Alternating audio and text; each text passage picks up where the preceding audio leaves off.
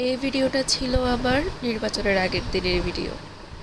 তখন ঘড়ির কাঁটায় বেজেছিল প্রায় 10:30। কিন্তু আমার কাছে মনে হয়েছিল তখন 6টা বা 7টা বাজে। কারণ এই রাস্তায় 10:30 11টায় অনেক জমজমাটি থাকে, অনেক মানুষ থাকে। তার থেকে বড় কথা হলো নির্বাচনের আগের দিন অফিস বন্ধ ছিল, স্কুল কলেজ বন্ধ ছিল, যার জন্য মানুষজন ছিল না। সকাল সকাল বাইরে বের হতে আমার একদমই ভালো লাগে না, কেন জানি খুবই বিরক্তিকর লাগে। বের হয়েছিলাম নাস্তার জন্য, যেহেতু অফিস বন্ধ ছিল। গুঞ্জনের বাবা আরাম করে ঘুমাচ্ছে, ফ্রিজে রুটি বানানো ছিল, তবে বাবা বলেছিল যে বাহির থেকে নাস্তা আনার জন্য তার ছেলেকে ডাক দিতে। পরে আমি দয়া দেখিয়ে বললাম যে না বাবা, আমি যাব, সমস্যা নেই, বেচারা ছুটি পাইছে, কিছুক্ষণ ঘুমাক। তো এই দয়া দেখাতে গিয়ে নাস্তা আনতে গেলাম। পরে তার মানিব্যাগ থেকে হেঁটে যাব ভাবছিলাম, আর আসার সময় রিক্সা করে আসব, টাকা নিয়েছিলাম। আর আমারও ইচ্ছা হয়েছিল যে বাহিরের নাস্তা খাবো, কারণ ঘরোয়া নাস্তা খেতে খেতে বিরক্তি লাগছিল। তো ভাবলাম যে যাই, পরোটা তো আমার খুব পছন্দ। তো ভাবলাম যে পরোটা ডাল দিয়ে আমার বেশ পছন্দ। আর গুঞ্জনের বাবা বলে দিয়েছিল তার জন্য যাতে স্যুপ নিয়ে আসা হয়। পরে গেলাম পরিচিত ভাইয়ের দোকানে, পরে উনি সব রেডি করে রেখেছিল, এরপরে নিয়ে এসেছি।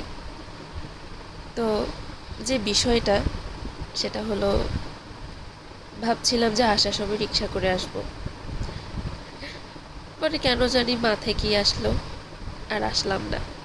মনে হয়েছিল যে এই 30টা টাকা বাঁচাই, এটা দিয়ে পরে অন্য কিছু একটা কিনে নিতে পারবো। সামান্যটুকু তো হাঁটবই, 5 মিনিটের রাস্তা, এটা আর হেঁটে গেলে কি হবে। আগে আমার বাবা আর আমার দাদা গল্প করতো যে তারা কিছু রাস্তায় হেঁটে ওই টাকাটা বাঁচানোর পর ঘরের জন্য, মানে আমাদের জন্য কিছু একটা নিয়ে আসতো, প্রয়োজনীয় জিনিস। তো এই কথাগুলো এখন মনে পড়ে।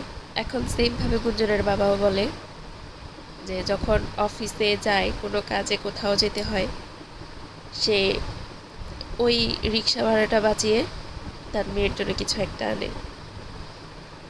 তো এই বিষয়গুলো খুবই বুকে লাগে। এখন বুঝি টাকার মূল্য কী বা কতটা গুরুত্বপূর্ণ। 30 টাকা হয়তো বা কিছু না, কিন্তু হয়তো বা আমার জন্য অনেক কিছু, যেটা আমি ফিল করতে পেরেছি বা তার মর্ম বুঝতে পেরেছি। জীবনে আসলে টাকাটা অনেক বেশি গুরুত্বপূর্ণ। টাকা যদি না থাকে তাহলে আমাদেরকে পদে পদে খারাপ অবস্থায় যেতে হয়, পদে পদে কথা শুনতে হয়। টাকা, আগে ভাবতাম যে টাকা মানুষের জীবনে সব কিছু না, কিন্তু এখন বুঝতেছি যে টাকাটা আসলে কতটা গুরুত্বপূর্ণ একটা বিষয়।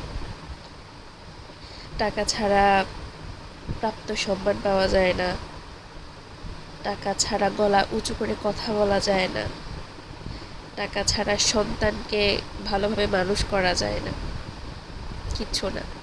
তো যাই হোক, নাস্তাটা কিন্তু অনেক বেশি মজা ছিল, কষ্ট করে গিয়ে ভালো একটা খাবার খেতে পেরেছি।